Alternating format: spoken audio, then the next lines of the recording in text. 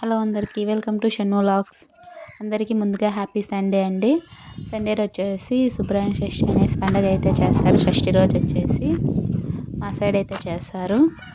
మీకు ఈ పండుగ తెలుసా లేదా కూడా కామెంట్ చేయండి. చాలా మందికి తెలిసే ఉంటుంది. ఇంట్లో నలుగురు ఉన్నాక ఒకరికొరు మాట్లాడుకోకుండా చేసుకునేసి అక్కడ తినేసి ఫ్యామిలీ మొత్తం కలిసి అయితే వస్తారు. నేనైతే ఈ పండుగ ఫస్ట్ టైం అయితే చేయడము. మా సైడ్ అయితే చేయరు, ఆంధ్రాలో కర్ణాటకలో అయితే చేస్తున్నారు. నేను కూడా ఫస్ట్ టైం ఈ పండగకు ఉండడం ఇక్కడ. ఈ పాపని అక్కడే పొయ్యి పెట్టేసుకునేసి కట్టెల పొయ్యి మీద అయితే వంట అయితే స్టార్ట్ చేసేసాము. ఇక్కడైతే మా చిన్న పాప అయితే ఫ్రూట్స్ ఇచ్చింటే తింటూ ఉంది. ఇలా పొలాల మధ్యలో చాలా బాగుండింది వంట చేసుకునేకి. చూసారా, కట్టెల పొయ్యి మీదనే అన్ని పెట్టి అయితే చేస్తున్నాము. చాలా సింపుల్ గా అయితే వంటలు అయితే చేస్తున్నాము. ఈ పండగ మెయిన్ వచ్చేసి అన్నము, అన్నపకాయలు సాంబార్ అయితే చేస్తున్నారు. అన్నపకాయల పులుసు అంటారు కదా, అలాగా.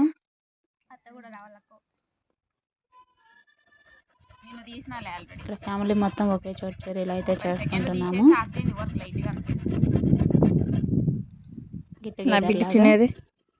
ఫ్యామిలీతో చూసారు కదా, ఒక సైడ్ అయితే ఇలా అయితే వంట అయితే ఉంది. ఇంకా చింత చెట్టు కింద అయితే చేస్తున్నాము పొలం దగ్గర.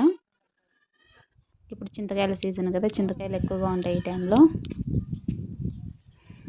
చూసారు, అప్పుడే కొన్ని అయితే మాగిపోయాయి చింతకాయలు.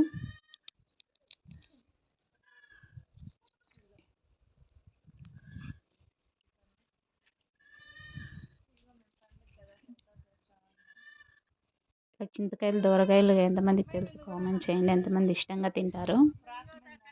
చెప్తుంటేనే నోట్లో నీళ్ళు ఊరుతున్నాయి కదా చింతకాయలు.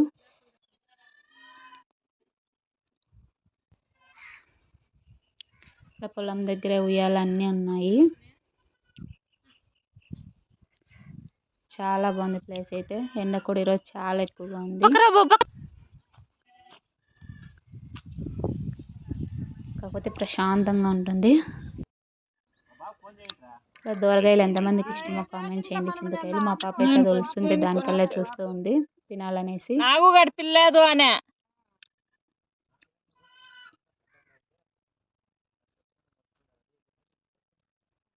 చూసారా ఎలా చూస్తుందో. ఇక్కడ నుంచి వచ్చేసి పుట్టకైతే పాలైతే పోస్తారు.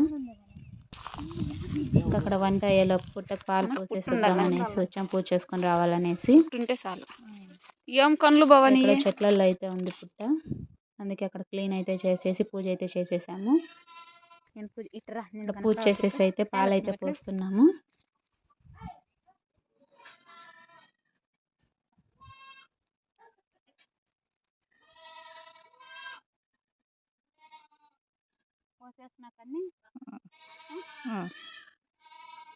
మీరు ఎలా ఈ పండుగ చేసుకుంటారో కింద కామెంట్ సెక్షన్ లో కామెంట్ చేయండి. మా ఫేస్ లో అయితే కనపడాలా. ఇక్కడ పూజ చేసుకొని వెళ్ళేసరికి అక్కడైతే వంట అయితే అయిపోయింది. చాలా ఎక్కువ వంటలు కూడా చేయలేదు, చాలా తక్కువ అయితే చేసాము. చాలా మంది లేరు ఇంట్లో వాళ్ళు. ఇది కొంతమందికే కదా అనేసి చాలా సింపుల్ గా అయితే వంటలు అయితే చేసేసాము.